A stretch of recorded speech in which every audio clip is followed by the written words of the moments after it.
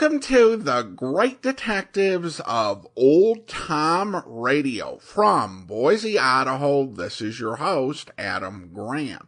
If you have a comment, email it to me, box13@greatdetectives.net.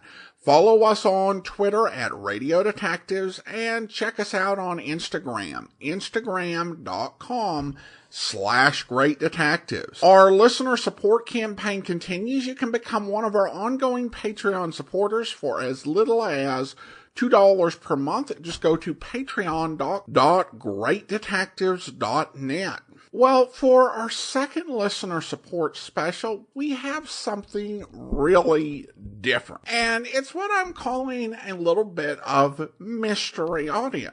This audio is all over the internet in several places as Sam Spade First Nighter Spoof.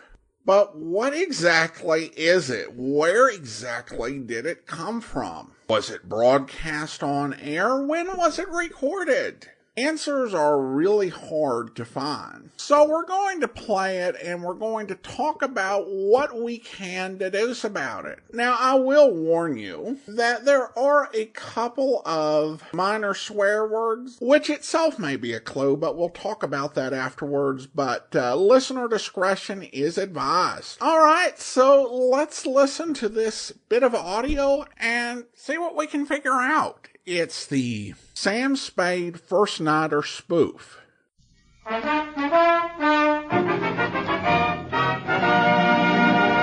Campana's First Nighter Program.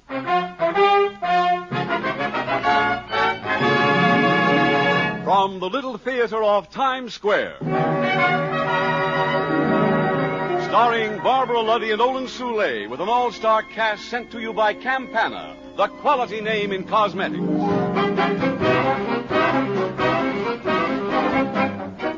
It's theater time on Broadway, and tonight we're to witness the biggest event on the Great White Way, the premiere of a brand new play in the Little Theater of Times Square. There'll be plenty of excitement, too, because the opening night performance is the crucial one, the evening when the public and the critics say yes or no to the play's bid for success. And now, here's our host for the evening, the genial First Nighter. Good evening, ladies and gentlemen. I'm just in the mood for a gay Broadway premiere this evening, are you? All right, here's my cab. Won't you step in? Okay, driver, to the Little Theater.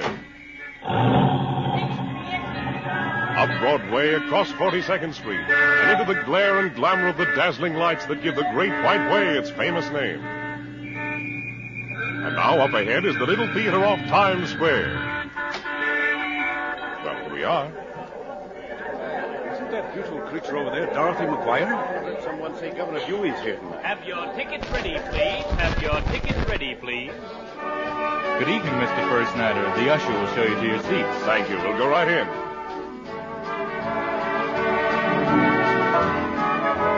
Yes, indeed, ladies and gentlemen. This is a packed house tonight, because word is out that this evening's play is a comedy that no one wants to miss. And from the looks of the First Nighters crowding inside the theater, everyone is here to enjoy it.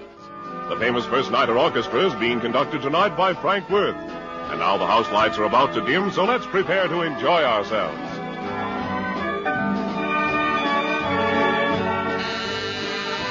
Curtain, first curtain. There's the signal for first curtain. The house lights are out, and here's the play.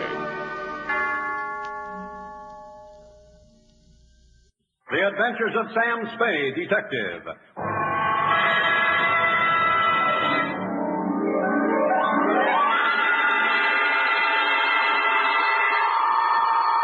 Sam Spade Detective Agency. Same moi, sweetheart. Sam!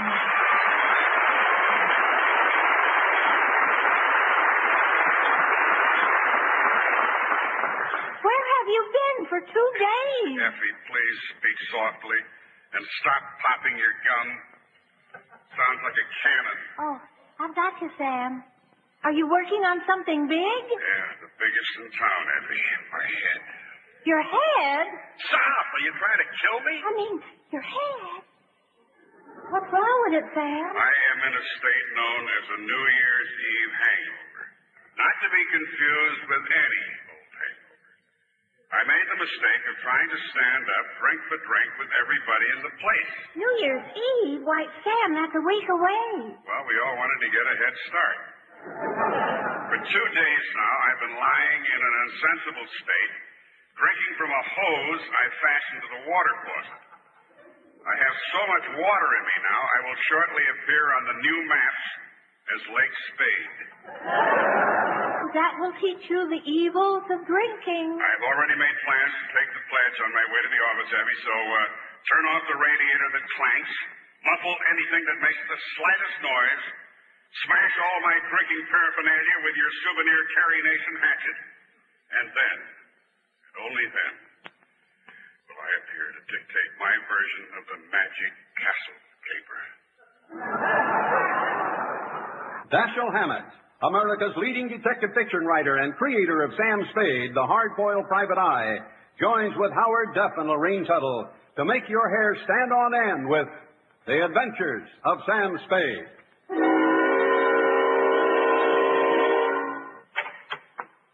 Oh, here, Sam, take my arm.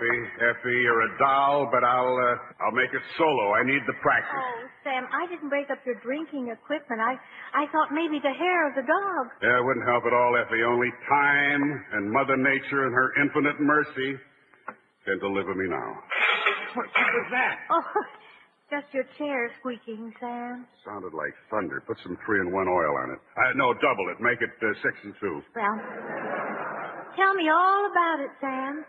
I will, my pet, as quickly as I can. I have to get back to my apartment. Are you ready? Ready, Sam? To Detective Lieutenant Dundee, Homicide Detail from Samuel Spade, license number 137596. Subject, Milt Larson. Dear Dundee, this is not a caper wherein I was a great detective. I'll admit that from the beginning. But I wound up becoming one of the world's great magicians. The Magic Castle is the famous private club for magicians nestled in the hills overlooking Hollywood. It was 8:30. Now, who the hell could that be? Well, maybe it's the telephone company checking the line. Yeah. Samuel Spade speaking. It's your dollar. Sam, this is the first nighter. I'm down here at the Little Theater off Times Square, and I've got a problem. Can you and Effie come down here right away? Mr. First Nighter, we're 3,000 miles from Broadway. What? Well, never mind. Hold on to your hat. Through the magic of radio, Effie and I will be right there.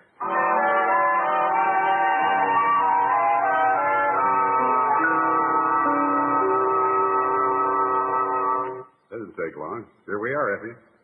Oh, dear. Sam, what are they doing? Well, it looks like they're about to rehearse the opening of the First Nighter program. Sure. Listen. It's theater time, and Broadway's buzzing with holiday excitement and eagerly awaiting to welcome an opening night performance at the Little Theater off Times Square, starring Les Tremayne and Barbara Luddy. There'll be a crowd of onlookers and autograph fans on hand at the entrance to greet the celebrities who always attend the premiere on the Great White Way. So let's not miss a minute of the excitement, shall we? Will you join me? There are lots of uniforms in the crowd tonight at Broadway and 42nd Street. Shall we cross the street here? Well, here we are at the Little Theater off Times Square. Have your tickets ready, please. Have your tickets ready, please. Good evening, Mr. First Nighter. The usher will show you to your box. Mr. First Nighter.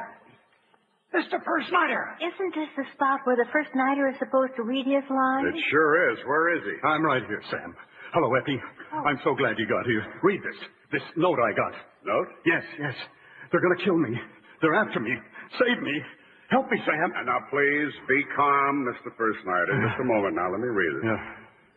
Nothing you can do can save you. You will be killed tonight at midnight, just before your show begins. Midnight? And it's 19 minutes to 12 now. Oh, don't let them kill me. I'm too young to die. Just how old are you, Mr. First Nighter? 86.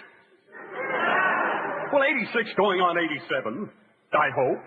Well, I hope so, too. Now, this should be very easy to solve.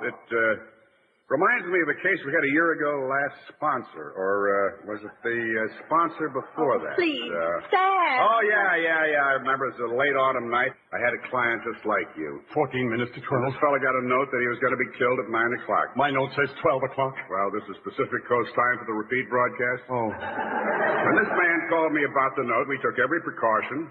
We bolted the doors, barricaded the windows. We had police on every foot of ground around the apartment. Police dogs, electric eyes, burglar alarms. Every precaution known to criminology was taken to see that this man would not be killed by 9 o'clock. Oh, good. What happened, Sam? What happened to the man? He was killed. But not until 10 o'clock. We'd all gone home. We were all dead tired. He was dead and we were tired. Oh, Sam, I don't know which way to turn. I know how you feel. I called every detective I could think of. Why aren't they here? There's someone now. 12 minutes left. Yes, come in. My time is your time. But not this time. You're no detective. Get out of here. Excuse me, Mr. Firstnighter. I'm Casey, crime photographer. Hold it. Thank you. Look for it in the Morning Express. Please, Mr. Casey, will you do something? They're going to kill me at midnight. Midnight? Can't wait till midnight. We got to press it once. Play dead. Lie down on the floor. I'll take one more. But I don't want to lie down on the floor. I'm going to be killed at midnight. There's somebody else at the door. Who is it? Good evening. I am Charlie Chan, Chinese detective. Sage has said no jobs too big, no jobs too small. That's the trouble, no jobs. How do you do, Mr. Chan? I'm Sam Spade, license number 1375596. And this is Effie, my right hand. Effie, this is Charlie Chan, the man who helps the police solve all those difficult crimes by brilliant deduction. Oh, yes, Sam, I know, but isn't it strange that he's never been able to lose his accent? Oh, please, it's 8 minutes to midnight. My life is at stake. This note I got... Note? What? The note? The note threatening my life. Mr. Spade has it. Here, Chan, have a look. What do you make of it? Nothing can help you die at midnight. So, who sent it? Who sent it? Who sent it? I don't know. Don't know who sent it? No. No date, no signature? Oh, come, Mr. Firstnighter. Exactly what I told him, Chan. If people must get threatening letters, the least they can do is supply us with some clue or other. They make it too hard for a cop. It is not easy being a cop, is it? No, sure isn't. Everybody puts you down. How's it going, Dick Tracy? How many jaywalkers did you pinch today? And there's always the one who refuses to believe you're not on the take. All at once you're a cop, a flatfoot, a bull, a dick, John Law. You're the fuzz, the heat. You're poison. You're trouble. You're bad news. They call you everything but never a policeman.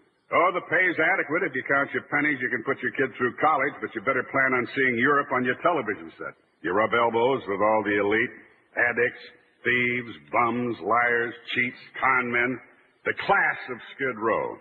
Underfed kids, beaten kids, molested kids, broken arm kids, broken leg kids, broken head kids, sick kids, dying kids, and dead kids. For every crime that's committed, you get 3 million suspects to choose from. Most of the time, you'll have few facts and a million hunches. You'll do legwork until you're sure you've talked to everybody in the city. People who saw it happen, but really didn't. People who insist they did, but really didn't. People who remember. Those who try to forget. Those who tell the truth. And those who lie. And the paperwork. You'll fill out a report when you're right. You'll fill out a report when you're wrong. You'll fill out one when you're not sure. You'll fill out one listing all your leads. You'll make out a report on the reports you made. You'll learn to live with a district attorney, testify in court, defense attorneys, prosecuting attorneys, judges, juries, witnesses. Sometimes you won't be happy with the outcome. But there's also this. There are over 3,000 men in this city who know that being a policeman is an endless, glamorous, thankless job that must be done. I know it too. That's what a cop is.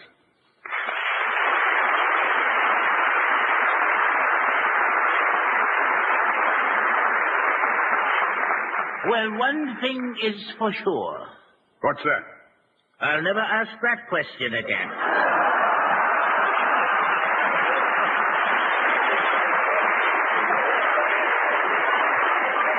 Well, 7 minutes to go. Well, this is becoming quite a gathering of the crime clan. Yes. Come in. My time is your time. Oh, get out of here. Sam, it's getting late.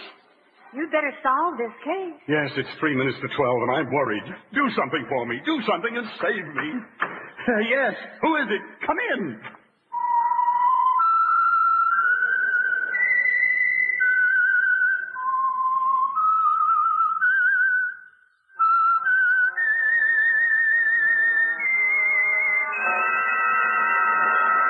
I am the Whistler.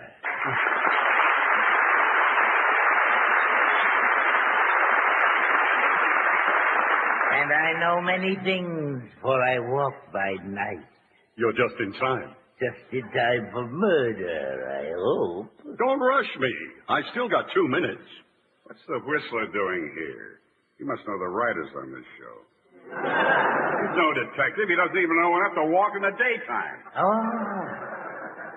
Oh, it's Sam Spade, the hard-boiled private eye, the James Bond of the super sleuth. How do you do, Mr. Whistler? How's business with your weird, strange stories? Oh, glory be, we're killing them. Oh, please, please. Can't any of you do anything? Save me. Save me. Oh, they got me. Hold it! Don't fall! Thank you. Look for it in the Morning Express. You can fall now. Oh, blood. Goody. Well, they don't need me here anymore. Just a minute, Sam. How do we know he is dead? Yeah, well, let's get a doctor. Let's make sure the corpus is delecti. Somebody looking for a doctor? I'm Dr. IQ. Oh, do come in, Dr. IQ. What are you doing here? I'm looking for a lady in the balcony. Well, you've come to the right place, but we really need a real doctor. 25 silver dollars says I'm a real doctor. If you can repeat after me this thought twister exactly as I say it. Remember, one time and one time only. It goes like this. Jim is slim, said Tim to Kim. Jim is slim, Tim to him, said Kim. Jim is Tim, said Slim to Kim. To Slim said... hell. Oh, I'm sorry, but here's a box of 24 bars of delicious Milky Way candy bars and 2 tickets to next week's production here at the Little Theater of Times Square. Merry Christmas.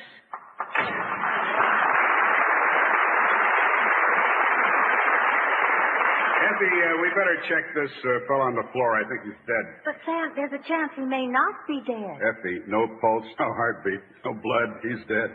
Well, I was reading in Amy Vanderbilt's book of etiquette that some people are quieter than others at social gatherings.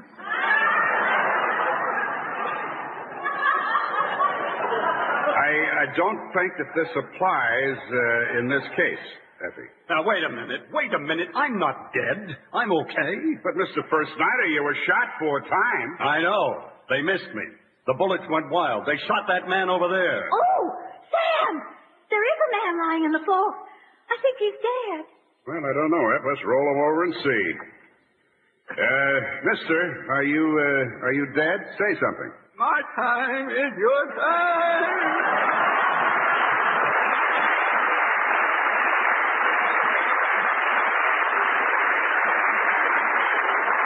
You're right, Effie. It's Rudy Valley, and he's dead.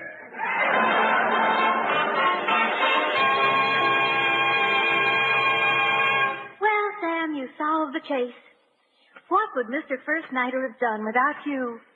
Probably a hell of a lot better. Oh, no. Don't be modest, Sam. Why, the number of people who owe a debt of gratitude to you must be... Must be without number, I know. Look at it the other way. The number of people to whom I owe debts, gratitude and otherwise, the otherwise being, of course, cash, could easily be numbered somewhere upwards of... Sam, speaking of debts, this seems like an opportune time to bring up last week's salary. Yeah. Well, now, Effie, the first night I should remit me some money soon, or a horse I know might shock everybody and come in. Or I might say, find a $25 bill on the sidewalk somewhere, and then you will be graciously taken care of first. $25 bill? Effie, leave us not pick at things. Let's get out of this. Say good night. Good night, Sam. Good night, sweetheart.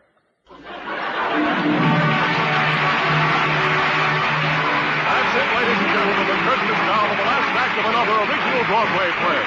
Miss Lottie and Mr. Soleil are bowing to an enthusiastic little theater audience.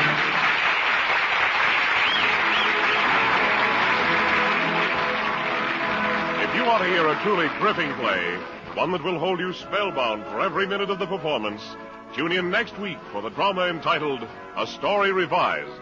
Here's the kind of play that you hear too seldom. So join us next week, same time, same station. And now we move out of the theater and into the street.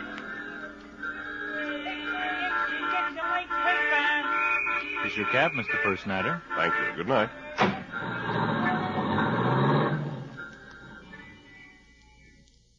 Campana's First Nighter program, starring Olin Soule and Barbara Luddy, is a copyrighted radio feature.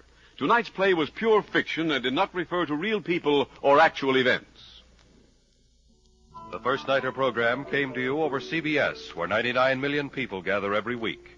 The Columbia Broadcasting System.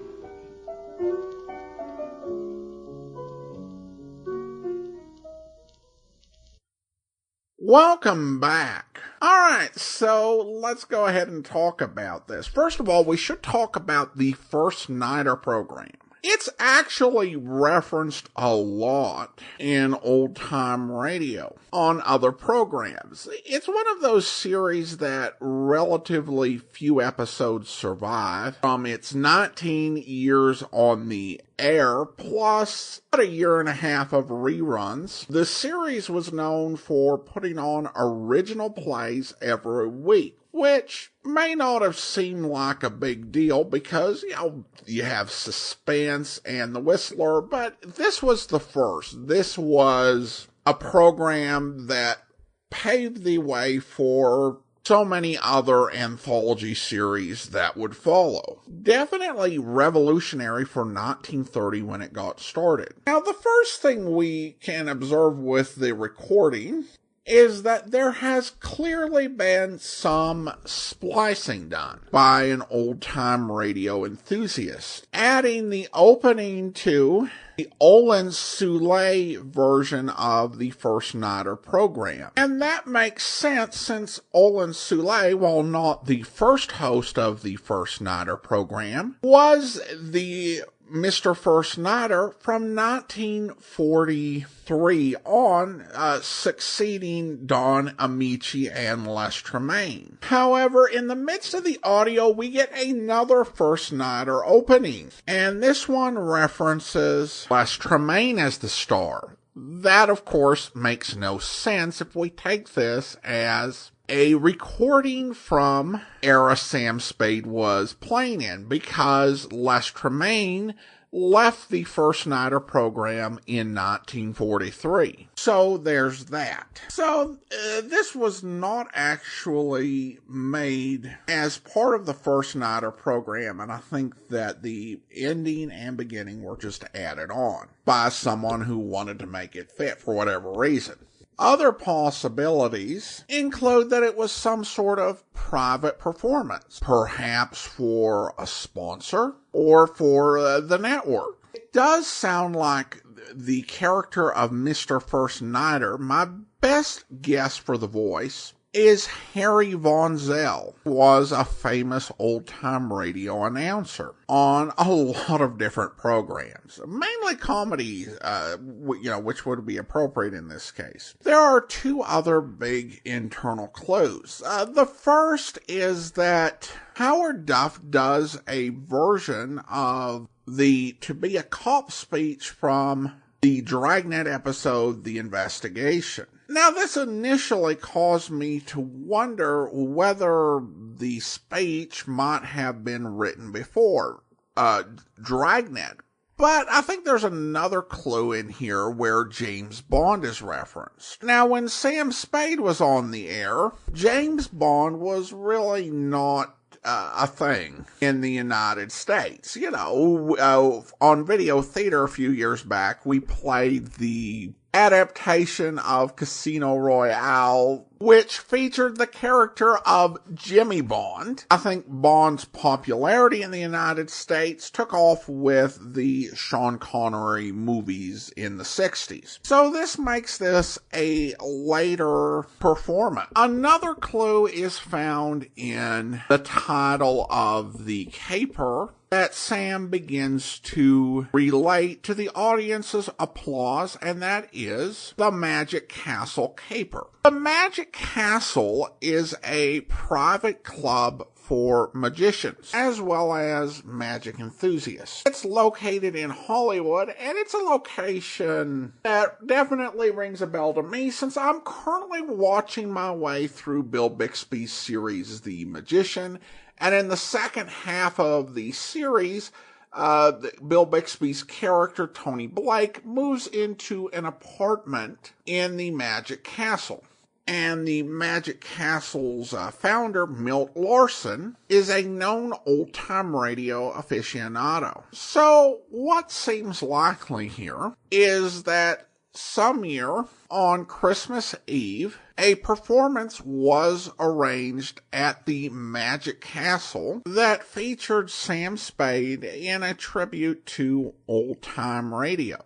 The Magic Castle opened in 1963. However, based on the inclusion of the "To Be a Cop" speech, that it was recorded in 1968 or after. Now, of course, the 1970s may have been a perfect time for this to be recorded, because that's when nostalgia for the golden age of radio really began to be a force in popular culture that would lead to the revival of network radio drama in the United States. And also, in the 1970s, neither Duff nor Lorene Tuttle had a regular television gig. They were essentially at the point in their careers where they were in demand, but it was as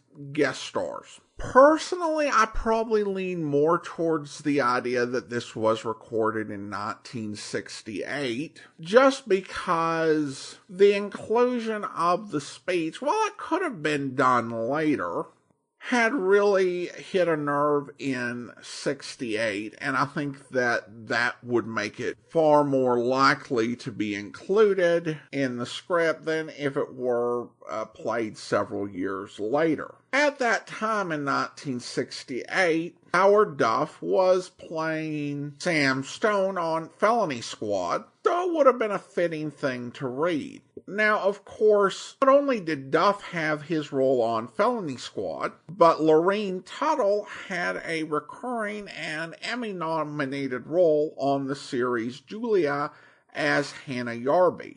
However, we're talking about a single performance for 15 minutes on Christmas Eve. Even with an actor's busy schedule, this seems plausible that it could be worked in.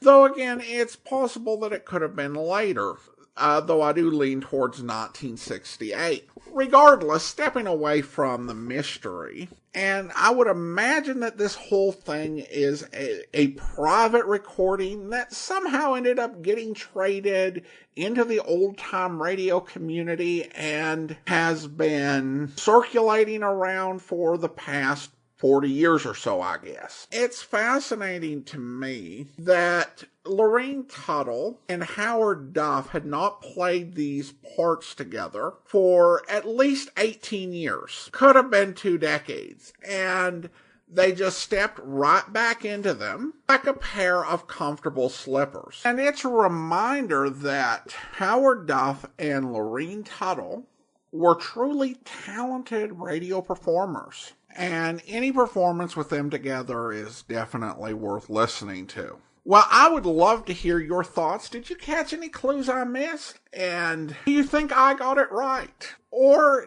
is there evidence that points you in another direction? Regardless, I'd love to hear from you. Email it to me, box13@greatdetectives.net. Now let's go ahead and thank our Patreon supporter of the day. Thank you to David, Patreon supporter since January 2019, currently supporting us at the Detective Sergeant level of $7.14 or more per month. That will do it for today. Next week, we'll be back with another listener support special. But coming up tomorrow, listen for an actual episode of Sam Spade, where you slid into a booth at the end of the bar, took the gun out of your shoulder holster, and laid it down on the table in front of you. I walked over, turned it around so it was pointing at the jukebox instead of me, and sat down. Some other time, Spade. Some other time I drink with you. I'm waiting for a friend. Why the gun? You selling it to him? Maybe I give it to him. Go on, you drink at the bar. It's kind of crowded. Looks like Charlie Rosenfoy's old mob. Who are they gunning for? You or Charlie? Why don't you ask them? What are you drinking, Leo? I was with that bottle all day. Got a bad taste. Do me a favor, Spade. There's a bar 2 doors down the street. Go drink there.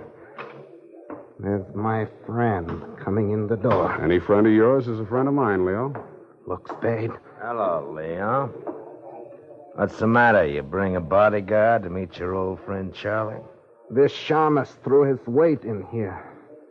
I didn't ask him. I don't need him. Huh. That sounds like the old Leo Scarlatti I used to... The name is Scarlet. Oh, pardon me. I've been on the rock for so long, it's hard to catch up on all the changes. There's been a war, Charlie. Anyone tipped you to it yet? You got a smart bodyguard, Leo. Let's talk. Let's go somewhere else and talk. I like it here. Okay, we start. How come you tipped the mob we were coming here? You promised you wouldn't. Like the shamus, they got a... I hope you'll be with us then. In the meantime, do send your comments to box13@greatdetectives.net. Follow us on Twitter at Radio Detectives and check us out on Instagram, instagram.com/greatdetectives. From Boise, Idaho, this is your host, Adam Graham, signing off.